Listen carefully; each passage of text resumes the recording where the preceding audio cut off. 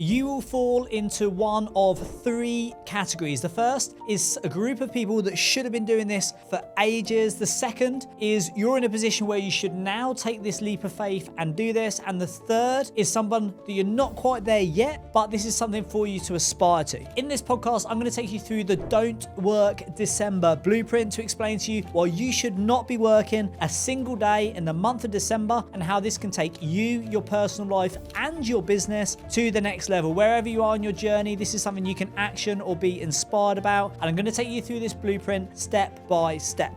So, don't work December. What we talk about here is the concept that December should be the 1 month of the year where you do not work. You may have heard about people like Bill Gates who take a reading month once a year and go and just read a book, lock themselves in a cabin. You might have heard of people who do retreats or extended holidays. What we're looking at here is the maximum value you will work. The more value that you can create is often a reflection of the low amount of time and energy and effort you actually put into turning up and doing, in inverted commas, work. Don't Work December is something that I started for the first time in 2012, but not for the concept of actually taking time out, for the concept of stepping away from the business. And in 2012, I went for my first 2-week holiday. In fact, a little bit longer than 2 weeks, first 2-week holiday as an entrepreneur. And in my head, this was what I called the letting go phase of the business. So you've got proof of concept, you've got growth, you've got freedom when you can start to step back.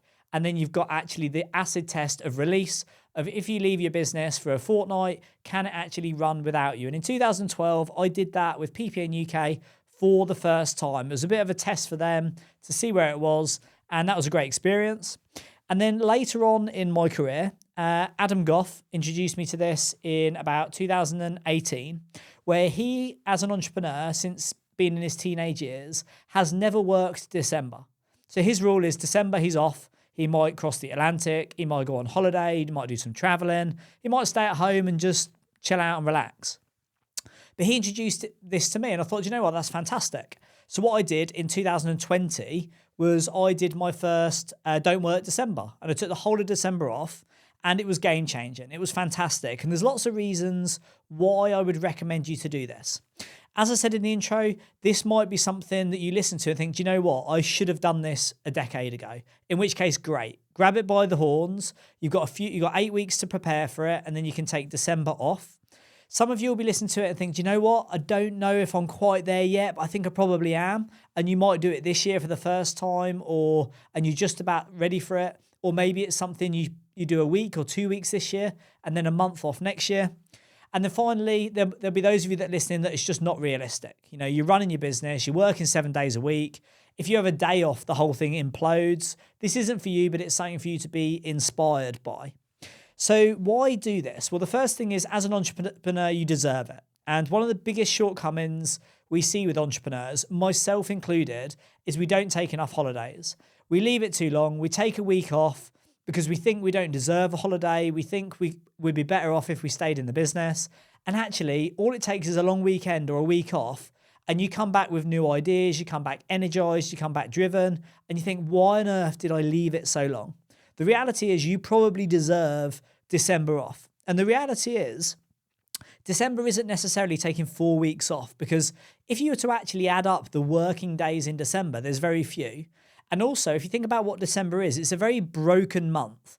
You know, everyone's on a go slow. They're either off having holidays, or they're off having Christmas parties, having fun. They're at the office and they're hungover, but there's delays. Everyone's on a go slow, and it just doesn't seem to be a fantastic time to get anything done. We find that the 2 months of the year where we struggle to get stuff done is December and August. August is the school holidays, and December is a go slow because you've got Christmas parties, it's the end of the year, people are winding down, you've got Christmas, you've got extended bank holidays, you've got New Year. And when you club it all together, you don't actually need to take that much time off to get the whole of December off as a month. What this does is it allows you to go and take some time off to get, you know, everyone's on a go slow. It will give your team a chance to clear the decks. And what you want to do is you want to have a strong end to the year. So if you just have in your mindset, you're off for December, Your team have got clear decks, no new projects, no new deals, no new initiatives, and all they've got to do is clear their decks in December. It gives your team an opportunity to clear the decks. It gives you a chance to go and have a recharge, and collectively enables you to see how well do your team actually fare running the business, doing their jobs in your absence. And it gives you a chance to get a clear head, to recharge, to go out there and have some thinking time and avoid what would otherwise be a very slow, a very unproductive, boozy, broken month of December where everyone's out, staff parties, Christmas celebrations, chasing people, not actually getting anything done. So hopefully that gives you enough incentive in doing it. How do you actually go about it? Now, you can't just press the button and say, right, I don't work December now. There's a strategy and a blueprint to it. So the first thing is, as a business, you need to put a plan in place. So you're listening to this in October. You've got October, November, and then December. What you want to do is create a plan for October and November to get the business ready for you to step out. So it could be you putting together a project plan for the team to deliver in December. It could be that all of the projects you need to get done by the end of the year, you're going to get your head down and get all of them done in 8 weeks. Whatever that plan is, you need to intentionally go about getting the business ready, getting your workload ready, and getting the team ready to appreciate you're off in December. Now, mentally, you're going to have some challenges with this because you're going to think, I don't deserve it. Why am my team going to actually do work when they see me sort of gallivanting and taking the month off? Now, this is all about managing expectations. And if you've just come off the back of a 4-week holiday, you're going to have to be in a very strong position with a lot of established A players who are earning a lot of money, and actually they're getting paid to do the work because you don't want to, in which case, great. However, if you have worked your backside off this year, overcooked the hours, not taken enough holiday, and actually your team have had more holiday than you are probably well justified to take a holiday, and it's just how you approach it, how you communicate it, and make sure that it is a win-win for you, the business, and the team. So you want to set the team up, you want to manage expectations, you want to make the projects and the plan for the year really clear. And what this will do is it will get everyone set up, it will get them focused in, it will get the work completed, enable you to go off.